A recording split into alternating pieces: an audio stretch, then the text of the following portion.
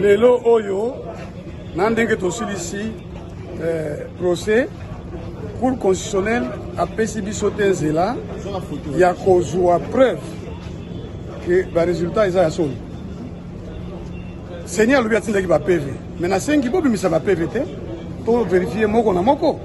Hein, total à ce qui est zolo ba makambo sol. Mais mimi si ngote. Ba mimi si ngote. Non. Ah tout ça na cour. La cour ba résultat ils en a PV. Ils en a site internet. Non, na lobby na yo que loi et lobby que Seni a côté d'aba PV la juridiction compétente. Et le procès est contradictoire. Ça veut dire qu'il fallait avoir ba PV Oyo a Tindaki, pas ba PV Oyo a publié. D'abord a publié ba PVT. Kasi.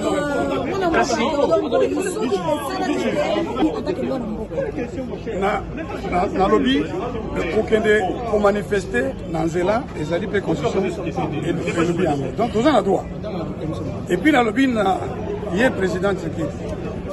Ceux qui va confirmer biloko eza vraiment autant ayeba que pote comme les soumunene azana intérêt ya kusangisa ba congolais nyonso pote to bundisa munguna moko mais ba avocat ya parti au futi ba lobby non ozo lukande ba réhabiliter comme fonctionnaire ya banque centrale ya wana bitika biloko wana ko na ba vantu na tezana tina te ngana lobaki que na lobaki po batu baza koloba hein nde naza ko répondre na bango que ngai oyo banoma ngai na boya.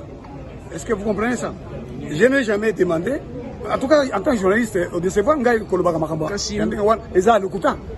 Est-ce que j'ai dit là-bas que bari habitant comme avocat wana eza makambo lokuta bari habitant comme gouverneur? Non, nazo senga bari établir nga na banque parce que balongola ngai irrégulièrement.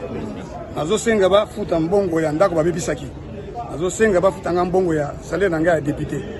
Ce sont des droits. Merci beaucoup. Merci. Merci beaucoup. Very good to see you.